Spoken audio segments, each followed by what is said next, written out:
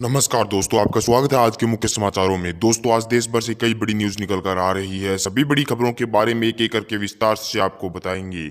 उससे पहले दोस्तों, अगर आप भी देश में निष्पक्ष पत्रकारिता का समर्थन करते हैं तो हमारी इस वीडियो को लाइक कर दें। साथ ही हमारे चैनल को सब्सक्राइब करके बेल आइकन को जरूर दबा दें, जिससे देश में निष्पक्ष पत्रकारिता करने वाले पत्रकारों का मनोबल बढ़े तथा वे ज़्यादा से ज़्यादा निष्पक्ष पत्रकारिता कर सके और साथ ही आम गरीब जनता की आवाज़ उठा सके।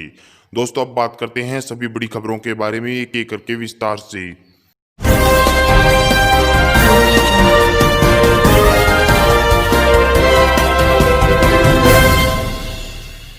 मुंबई हाईकोर्ट के फैसले के बाद तबलीगी जमात को लेकर असद ओवैसी ने बीजेपी पर बोला हमला।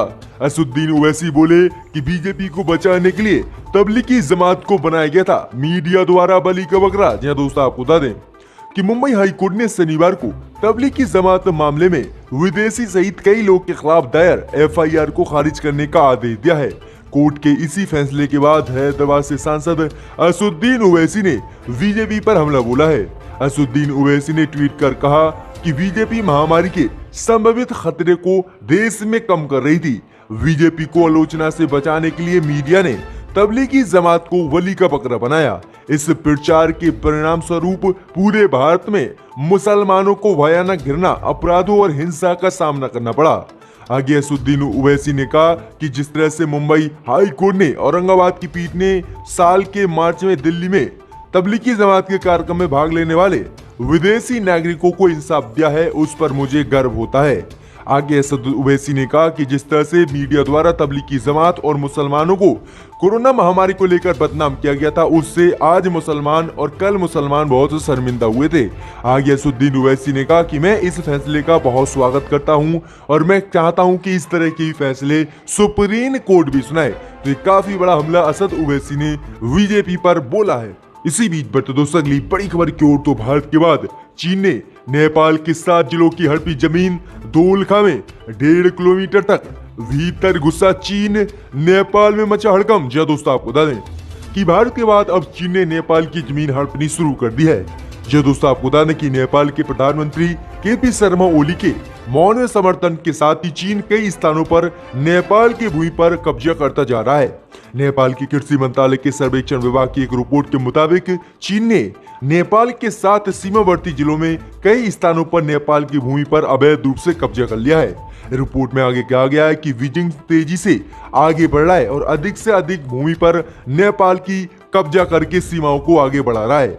माना यह भी जा रहा है कि वास्तविकता ज्यादातर बदतर हो सकती है, क्योंकि नेपाल कम्युनिस्ट पार्टी और चीनी कम्युनिस्ट पार्टी के विस्तारवादी एजेंडे पर चुप्पी साधे हुए हैं। वहीं नेपाल के दोलखा, गोरखा, दार्चुला और कई जिलों पर जो है चीन ने कब्जा कर रखा है। वहीं आपको बता दें कि अंतरराष्ट्रीय सीमा से 1.5 किलोमीटर चीन नेपाल में अंदर घुस चुका है। वहीं आपको बता दें कि 57 पिलर को भी चीन ने खत्म कर दिया है, जो काफी चिंताजनक है। वहीं इसी तरह मोदी सरकार भी चीन मुद्दे पर भारत में चुप रहती थी और वही चुप्पी जो है नेपाल की सरकार ने भी साध रखी है, जो इनको काफी बड़ा नुकसान कर रही है। और लगातार चीन भारत के बाद अब नेपाल की जमीन को हड़प रहा है। इसी बीच बढ़ते दोस्तों अगली बड़ी खबर की ओर, तो ब्राह्मण राजनीति पर बोले सीएम योगी आदित्यनाथ। राम भक्तों पर गोलियां चलाने वाले लोग समाज को आज बांट रहे हैं। जी दोस्तों, आपको बता दें कि उत्तर प्रदेश में ब्राह्मणों को लेकर राजनीति अपने चरम पर है। प्रदेश की योगी आदित्यनाथ सरकार पर आरोप लग रहे हैं कि वह ब्राह्मणों को प्रदेश में निशाना बना रही है। इस पर जवाब देते हुए सीएम योगी आदित्यनाथ ने बड़ा बयान दिया है। सीएम योगी आदित्यनाथ ने कहा कि जिन लोगों ने राम भक्तों पर गोलियां चलवाई और जातिवाद का नारा लगाते हैं, वही आज समाज को फिर से बांटने की कोशिश कर रहे हैं। योगी आदित्यनाथ ने परशुराम की राजनीति पर कहा कि राम और परशुराम में कोई भेद नहीं है, दोनों ही अवतार भगवान के रूप हैं। वहीं विधानसभा की कार्रवाई के दौरान सीएम योगी आदित्यनाथ ने समाजवादी पार्टी, कांग्रेस और आम आदमी पार्टी पर यह जमकर हमला बोला। वहीं राम भक्तों पर गोली चलवाने वाले बयान पर जो है सपा पर हमला बोला, क्योंकि जब अयोध्या में बाबरी मस्जिद को तोड़ने के लिए राम भक्त गए थे, तब सपा ने राम भक्तों पर और बाबरी मस्जिद बचाने के लिए राम भक्तों पर गोलियां चलवाई थी। और इसी का जिक्र आज योगी आदित्यनाथ ने किया है। तो ये काफी बड़ा बयान योगी आदित्यनाथ ने दिया है। इसी बीच बढ़ते दोस्तों अगली बड़ी खबर की ओर, तो कांग्रेस ने किया बड़ा दावा। असम में बीजेपी के सीएम उम्मीदवार हो सकते हैं।